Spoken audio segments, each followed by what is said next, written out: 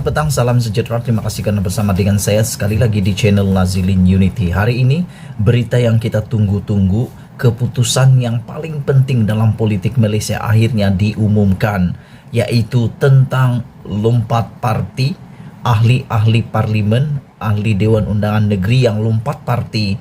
Dengar betul-betul, ini berita buruk untuk Anda. Anda bakal kena goreng. Apa beritanya? Datang daripada sabudin.com. Berita ini mengatakan Perdana Menteri memberi jaminan undang-undang anti lompat parti akan jadi kenyataan pada minggu hadapan. Jadi minggu depan undang-undang lompat parti RUU, rang undang-undang anti lompat parti akan dibincang dan diumumkan di Dewan Rakyat. Ini berita yang paling kita tunggu-tunggu, penyelesaian kepada masalah politik Malaysia yang sebenar-benarnya.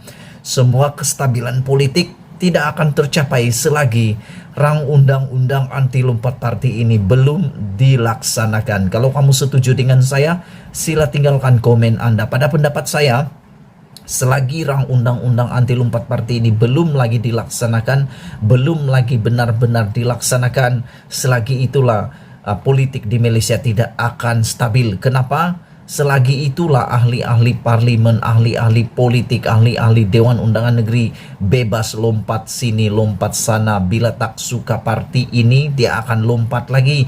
Bila dia mau jawatan di parti ini, dia lompat lagi. Bila terus berjaya dipancing-pancing dan dipancing lagi, lompat lagi. Bila berjaya digertak, ditekan, didesak dan sebagainya, berlompat lagi. Ini menyebabkan parti yang sepatutnya menang akan kalah, dan parti yang sepatutnya kalah akan menang. Parti yang sepatutnya dipilih dan diberi kepercayaan oleh rakyat akan kalah. Parti yang ditolak oleh rakyat, parti yang tidak lagi dimahui oleh rakyat, dibenci oleh rakyat, ditolak, ditendang oleh rakyat, dijahanamkan oleh rakyat, akhirnya parti inilah yang juga akan jadi menang tiba-tiba. Mana puas hati kan? Lain kau pilih, lain pula memerintah, lain yang menang, lain pula jadi bos. Mana boleh begitu. Jadi ini berita yang paling gembira bagi saya, bagi kita semua, apabila Perdana Menteri memberi jaminan undang-undang anti lompat parti akan jadi kenyataan pada minggu hadapan. Berita sepenuhnya daripada sabudin.com. Daripada ini laporan ini sebenarnya datang daripada tweet Anwar Ibrahim mengatakan, saya bersama saudara Muhammad Sabdan Lim Guan En mengadakan pertemuan dengan Perdana Menteri di Parlimen. Kami mendapat jaminan daripada Perdana Menteri menurut Anwar bahawa suatu pindaan perlembagaan terkait rang undang-undang RUU anti lompat parti akan dibentang minggu hadapan di Parlimen. Ini sangat bagus khusus untuk PRN Johor.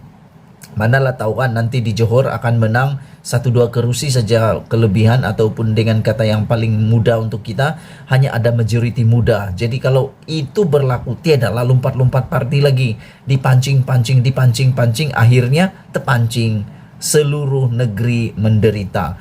Jadi dengan jaminan daripada Perdana Menteri ini satu berita yang sangat baik untuk seluruh negara, bahkan untuk kesejahteraan dan kestabilan negara. Kami turut mencadangkan agar diberikan kelonggaran terhadap prosedur operasi standar SOP bagi memudahkan pilihan raya negeri Johor, kata Anwar Ibrahim. Kami juga mengulangi pendirian berhubung penjelasan beliau di Parlimen pagi tadi berhubung peranan dan tugas Suruhanjaya Pencegahan Rasuah Malaysia SPRM yang harus bertindak tanpa bersifat selektif, ditulis dan dilaporkan oleh Anwar Ibrahim, Ketua Pembangkang, dipetik daripada sabudin.com. Sebelum kita berpisah, mari kita cakap tentang anti lompat parti. Pada pendapat saya, RUU anti lompat parti ini sangat-sangat penting. Sudah tiba waktunya negara melaksanakan rang undang-undang lompat parti. Cadangan saya rang undang-undang ini adalah ahli-ahli parlimen, ataupun dengan kata yang lebih mudah, ahli politik lah, yang mewakili parlimen maupun Dewan Undangan Negeri, perlulah dijelaskan bahawa kalau mereka lompat parti itu hak mereka. Pada pendapat saya itu hak mereka dan dibolehkan, tetapi dengan syarat. Sekiranya beliau adalah ahli parlimen di kawasan tersebut, contohnya dia menang atas tiket Pakatan Harapan ataupun PKR. Sekiranya beliau menang di PKR dan beliau mau berhasrat pindah ke Parti Bersatu kerana dengan pelbagai alasan, Mungkin dia tidak suka lagi kepimpinan PKR lah, hilang macam-macam lah alasan yang selalu diberi, hilang kepercayaan pembinaan parti lah, parti sudah hilang arah tuju lah, macam-macam. Dan ada juga yang seakan-akan telah digertak dengan siasatan-siasatan daripada pihak-pihak tertentu lah. Boleh, tiada masalah, itu hak dia untuk lompat parti. Tetapi dengan syarat kalau dia lompat parti, kawasan di tempatnya itu tidak perlu dikosongkan, tetapi harus diberikan kepada ahli parlimen, parti di dalam kawasan tersebut sebagai menang tanpa bertanding. Tak perlu lakukan PRK, pilihan raya kecil, parlimen ataupun kerusi. Tidak perlu. Kenapa saya cadangkan itu? Sebab itu akan menyebabkan pembaziran perbelanjaan, pembaziran. Lagipun kemenangannya sudah ditentukan. Jadi bagi sajalah untuk memenuhi satu penggal itu, berikan kemenangan itu kepada ahli parti dalam kawasan tersebut. Tidak perlu dibuat PRK ataupun pilihan raya kecil. Dia boleh pindah sajalah, tapi dia harus meninggalkan kemenangannya dan dia perlu pindah.